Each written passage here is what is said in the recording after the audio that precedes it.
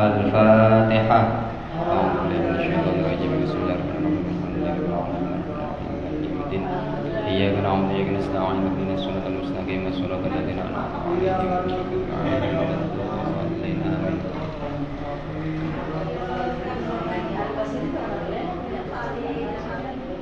Assalamualaikum warahmatullahi wabarakatuh. Alhamdulillahirabbil alamin wa bihi nasta'in ala umuri dunya waddin. Wassalatu wassalamu ala asyrafil anbiya'i wal mursalin wa ala alihi wa sahbihi ajma'in, amma ba'd.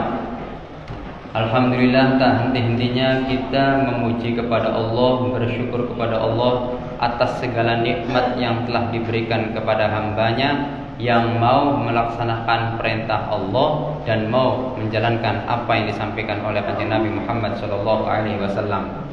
Sehingga kita pada malam hari ini Allah mampukan, Allah kuatkan untuk menghadiri musola Al-Hikmatur Rahmah untuk menjalankan ibadah sholat isya berjamaah, dilanjutkan dengan sholat tarawih dan dilanjutkan dengan mengkaji kitabnya para ulama. Yang mudah-mudahan semuanya diberikan selalu hidayah, karunia, limpahan anugerah Allah Subhanahu wa taala, sehingga kita tidak pernah bosan untuk mengenal Allah, tidak pernah bosan untuk mengenal ilmu-ilmunya Allah, tidak pernah rasa lelah untuk mendekatkan diri kepada Allah Subhanahu wa taala. Dan alhamdulillah kita menginjak puasa sudah hampir menjelang lebaran. Dan dari puasa pertama Allah mampukan kita berpuasa, kedua, ketiga, keempat, kelima, ada di kalangan kita tidak mampu berpuasa, atau justru dia niat enggak berpuasa karena tidak mengerti ilmunya, atau karena tidak mengerti kewajibannya, atau tidak mengerti dan tidak mengenal Allah dan Rasulnya. Na'udzubillah tsumma na'udzubillah. Maka seorang hamba yang mengenal Allah, yang mengenal Rasulullah, yang belajar ilmu agama, mendalami ilmu agama dan ingin mengamalkan ilmunya, sesungguhnya may yuridillahu bihi khairan yufaqihu fiddin. Allah sedang memberikan kebaikan kepada hambanya sehingga Allah memintarkan, mengertikan atau memahami hamba tersebut tentang ilmu agama. Mungkin pada saat ini kita mengerti ilmunya, belum bisa melakukannya. Akan tetapi suatu saat Allah akan menuntun kita agar kita dimudahkan oleh Allah Subhanahu wa taala untuk menjalankan amal ketaatan. Dan lebih khusus bisa ziarah Makkah wal Madinah. Karena dengan beriman kepada Allah, cinta kita kepada Rasulullah, rindu kita kepada kanjeng Nabi, ketika kita bersolawat hanya dalam kejauhan saja, mudah-mudahan kita bisa ziarah di makamnya Rasulullah Sallallahu Alaihi Wasallam. Hadirin yang sama-sama dirahmati Allah, mari kita melanjutkan kajian. Pertama kita niatkan karena Allah Ta'ala, mengikuti sunnah Nabi, mempelajari ilmu agama, menghidupkan agama dan meramaikan musola, menghidupkan tempat ibadah, dan tujuan intinya adalah untuk menggapai ridha Allah Subhanahu wa taala. Bismillahirrahmanirrahim. Bismillahirrahmanirrahim. An Rasulillah sallallahu alaihi wasallam annahu qala nandika sapa Kanjeng Nabi, apa yang disampaikan oleh Nabi, al-a'malu khamsatun. Jadi Nabi itu merinci atau membagi amal itu menjadi 5 macam. Dan kita termasuk bisa melakukan amal yang keberapa? Di sini ada beberapa kriteria amal yang dimana amal dan setiap amal tersebut mempunyai kelebihan masing-masing. Maka dengan mengerti ilmunya, kita semakin ingin mengamalkannya. Kalau tidak mengerti ilmunya, lantas kita akan melakukan apa? Ilmunya saja nggak ngerti. Sholat hajat contohnya, tidak mengerti sholatnya, tidak mengerti niatnya, tidak mengerti bacaannya, tidak mengerti waktunya, tidak mengerti kapan dilakukannya, maka kita akan enggan melakukan sholat hajat. Tapi ketika sudah tahu faedahnya sholat hajat, keutamaannya sholat hajat, bagaimana ketika kita mempunyai rasa kebutuhan yang sangat besar, yang dimana manusia tidak mampu melakukan atau memenuhi apa yang kita butuhkan. Yang kita butuhkan hanya Allah yang bisa. Maka pada saat itu seorang hamba menjalankan sholat hajat. Makanya kita doanya itu waqti hawaijana min hawaijid dunya wal akhirah. Ya Allah, penuhilah semua kebutuhan-kebutuhan kami ya Allah, baik di dunia maupun di akhirat. Kalau sesama manusia bisa jadi kebutuhan A terpenuhi tapi kebutuhan B belum dipenuhi. Tapi Allah yang maha kaya, Allah yang maha luas, Allah yang maha kasih sayang, minta sebesar-besarnya Allah akan kabulkan. Ibarat kenikmatannya Gusti Allah, dom ditempelakan di air laut, tetesan sing dom mau kan bisa menghidupi semua makhluknya Gusti Allah. Lantas air laut yang begitu banyak untuk siapa? Kelak untuk orang-orang yang beriman yang mengamalkan amal soleh. Begitu indahnya. Makanya kemarin saya ngaji itu dengan teman-teman. Di situ kalau berjanji kan al jannatu wa na'imuha sa'dun limai yusolli. Kita sering bersolawat karena mungkin rasa cinta kita kepada Rasulullah. Kita sering bersolawat karena kita rindu Rasulullah. Kita sering bersolawat karena menghormati junjungan Nabi besar Muhammad SAW yang telah membawa ajaran Islam. Akhirnya kita mendendangkan solawat dengan penuh cinta.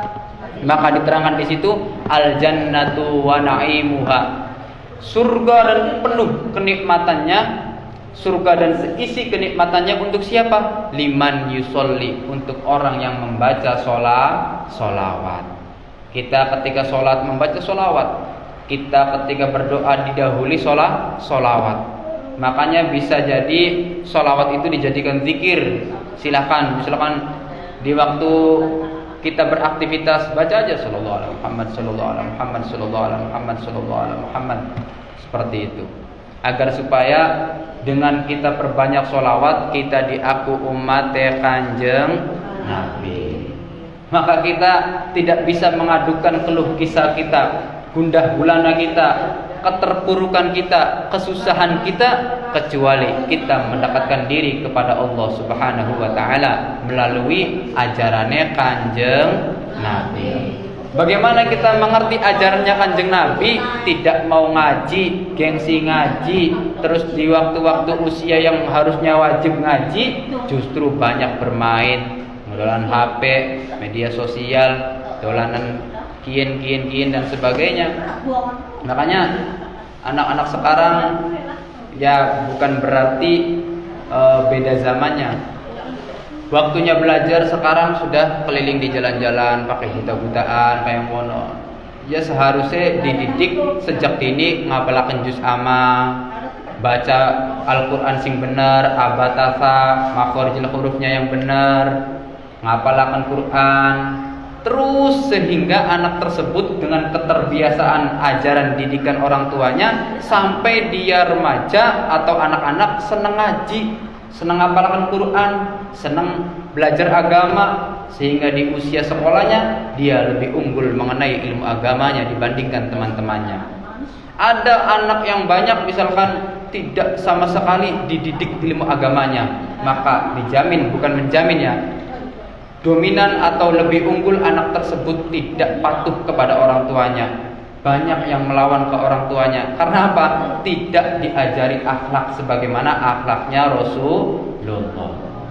Tidak pernah dididik bagaimana adab kepada orang tua, adab sholat, adab berbuka puasa, adab masuk masjid, adab keluar masjid, adab masuk WC, adab menghadap kepada Allah. Nah, kalau kita tidak diajarkan adab kepada anak-anak kita, lantas bagaimana anak-anak kita mengerti adab kepada orang tua?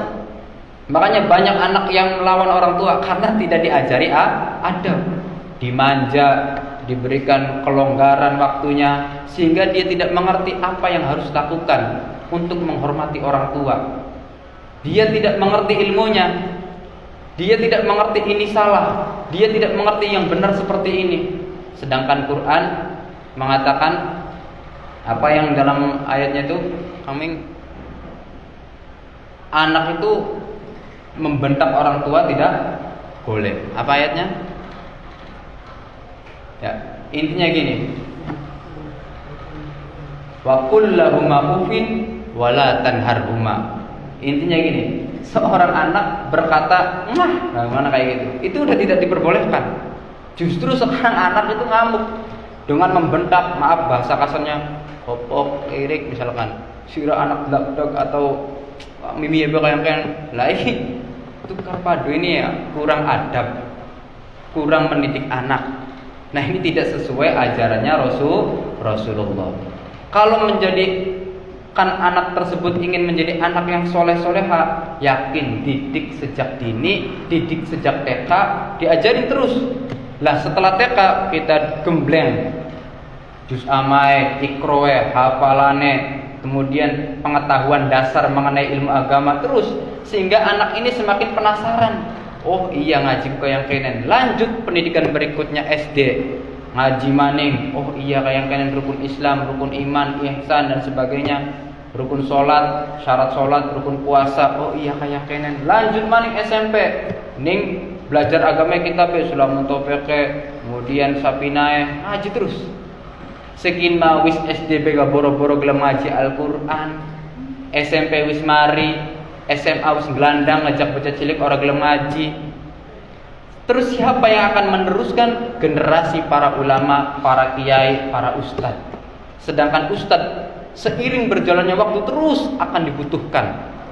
Orang mati butuh ustad, wong talil butuh ustad, kemudian wong merhabanan butuh ustad, wong musola butuh ustad. Kalau tidak ada generasi ustad yang berikutnya, tidak diajarkan ilmu agama, ya kiamat. Ya terus siapa sih mimpin tahlil? Oh, orang bisa ira bega. Siapa yang sholat? Nah, orang bisa lah. Musola pirang-pirang, masjid pirang-pirang, baca imame Fatihah ora fasih. Lah siapa yang salah? Ya salahnya tidak mau belajar. Pentingnya belajar sampai Kanjeng Nabi fardhotun ala kulli muslimin wal muslimat, wajib baik laki-laki maupun perempuan. Lah terus pian ya Kang Ustaz, kita ku belajar ini masa tua, pian ku dosa tak beli. Tetap hukum yang tidak mengerti awalnya tidak dihukumi dosa. Dosanya di mana bagi orang tua yang enggak belajar? Yaitu dosanya di masa waktu longgarnya tidak mau belajar. Kalau kita orang tua bodoh misalkan, maaf, enggak mengerti, maka kita setidaknya menciptakan generasi anak-anak kita yang hafal Al-Qur'an, yang mengerti ilmu Al-Qur'an, tafsirnya, nahwunya, bahasa Arabnya, pemahamannya, sehingga bermanfaat bukan hanya untuk dirinya sendiri, bukan hanya untuk keluarganya, tapi bermanfaat untuk masyarakat sekitarnya. Hadirin yang sama-sama dirahmati Allah, maka Kanjeng Nabi ini membagi amal itu ada 5 macam. Di mana amal tersebut fa'amalun bimithlihi, ketika seseorang beramal soleh, lantas dia memperoleh pahala setimpal sebagaimana apa yang ia kerjakan. Maka ana aktsara fi'lan kana aktsara fadlan. Semakin banyak melakukan ibadah, aktivitas ibadah, semakin banyak pula ganjarannya, pahalanya. Tapi ada beberapa pengecualian yang sedikit tapi pahalanya besar. Bismillahirrahmanirrahim. Kemudian wa amalun mujibun wa amalun bi asyratin. Jadi amal ada kalanya kita melakukan satu amal tapi dilipat gandakan menjadi 10 kali lipat. Begitu luar biasanya untuk orang Islam. Oh, ini ngaji. Kalau nggak ngaji nggak mungkin kita tahu kayak gini. Wa amalun bisa ba'i mi'atin. Wah, ada lagi amal sampai dikali 700 kali lipat. Amalnya cuma 1 kali tapi mendapatkan 700 kali lipat. Kalau kita dihitung-hitung seperti hitungan gaji, keuntungan, maka ketika hari itu cuma 1 hari, digaji selama 700 hari. Wah, begitu banyak. Itu hitungan dunia. Bagaimana kalau hitungan akhirat? Nah, ini keyakinan kita kepada Allah, keyakinan kita kepada ajarannya Rasulullah, ajarannya para ulama. Bagaimana keyakinan kita bisa tebal, bisa kuat kalau tidak pernah diisi dengan ilmu agama? Tidak pernah ngaji, hidupnya tenang-tenang saja. Tiba-tiba umurnya udah mulai menua. Apa yang sudah saya bawa bakal nanti? Apa persiapan kita di liang lahat, di alam kubur yang tidak ada sama sekali teman, keluarga, saudara, anak, dan lain sebagainya, kecuali amal-amal kita. Hadirin yang sama-sama dirahmati Allah, maka perlu yang namanya renungan. Makanya dalam ilmu agama itu saling berkaitan. Sudah belajar ilmu agama, tidak cukup belajar saja, perlu diamalkan. Beramal aja tidak cukup kalau tidak istiqomah. Istiqomah aja tidak cukup kalau tidak berniat yang baik. Terus saling berkaitan kalau didasari dengan ilmu. Bagaimana aku bisa mengamalkan ilmu sedangkan aku tidak mengerti ilmunya? Bagaimana aku bisa menghadap kepada Allah sedangkan aku tidak mengerti Tuhannya? Bagaimana aku mengenal Allah? Bagaimana aku tahu sifat wajibnya Allah, sifat lemahnya Allah, sifat asmaul husnanya Allah, af'alnya Allah? Kita tidak pernah ngaji. Sedangkan ilmunya Allah itu luas. Dan di balik semua aktivitas di dunia ini itu ada af'alnya Allah. Aduh Kang, afalnya Allah itu apa? Di balik aktivitas kita bisa bertani, kita bisa tidur, bisa bangun tidur, bisa makan, bisa kerja, bisa berdagang. Itu Allah yang menggerakkan. Kalau Allah tidak menggerakkan, ya sudah, kita kaku. Nyawa kita hilang. Dipertanggungjawabkan amal-amal kita. Untuk apa? Usia ketika waktu hidupmu. Makanya dalam syairannya biasanya wa umri nakisun fi kulli yaumin wa dambi zaidun kaifa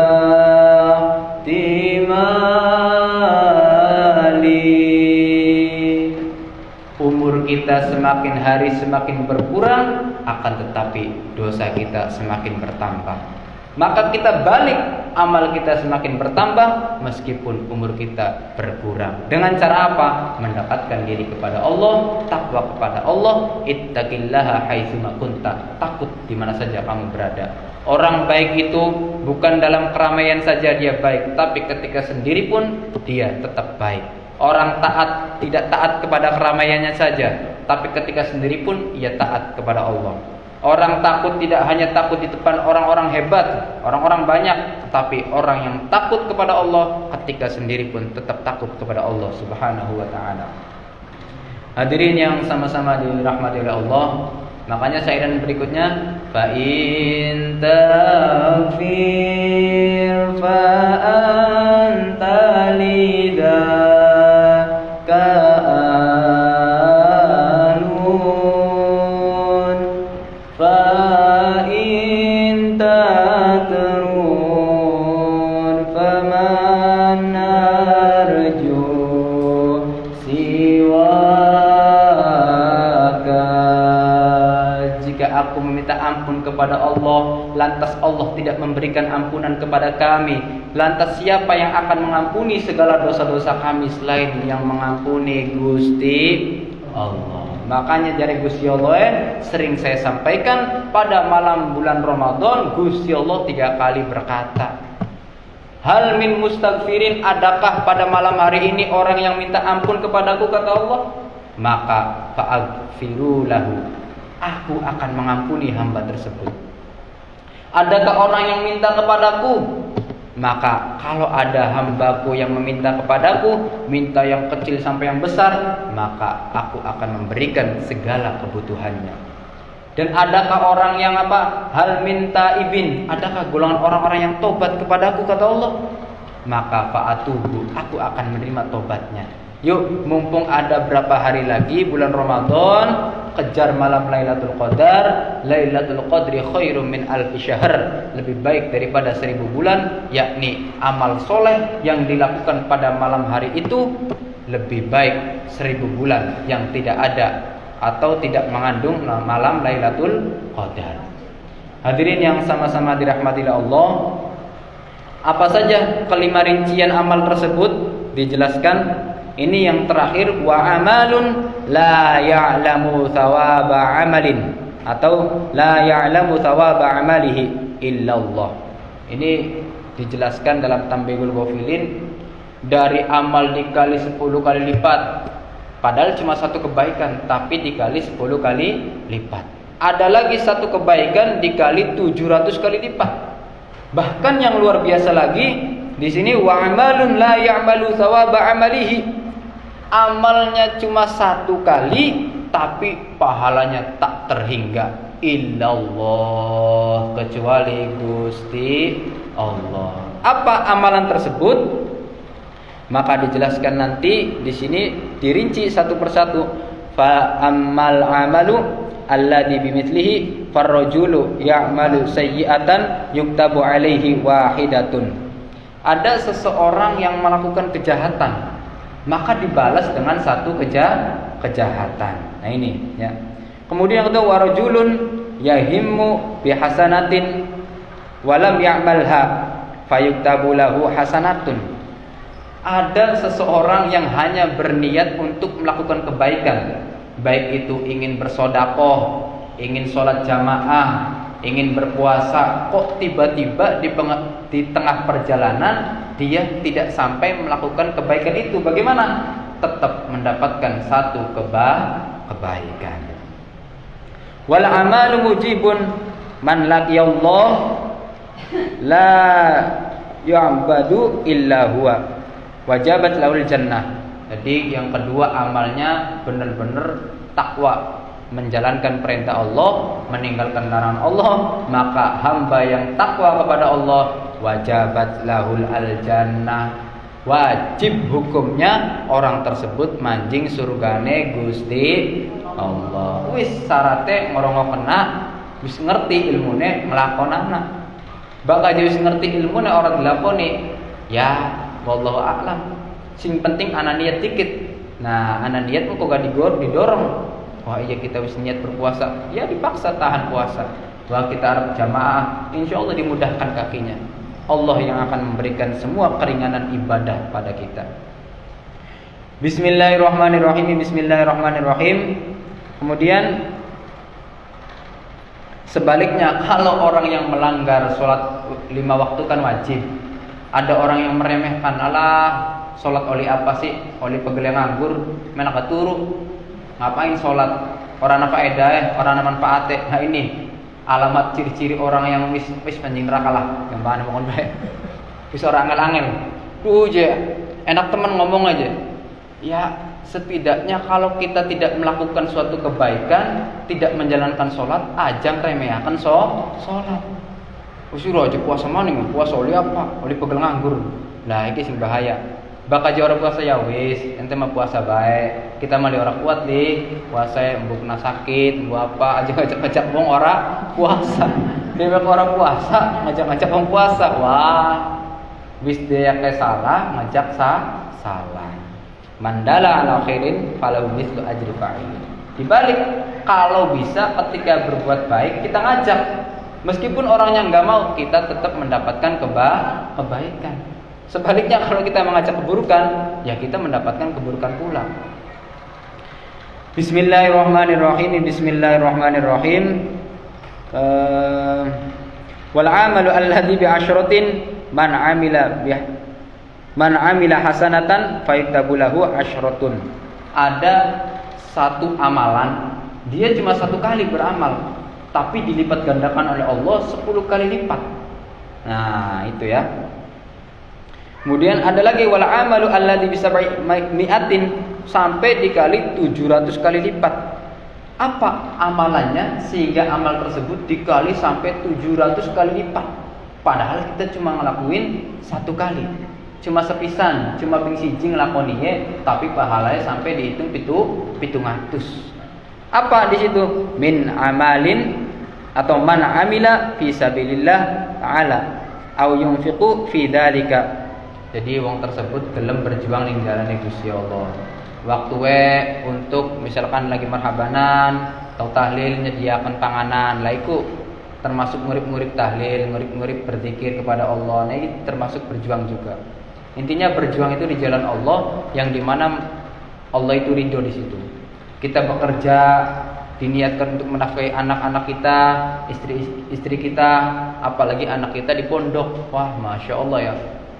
Nah itu masya Allah. Au yunfiqu fi dzalik, sampai seperti itu.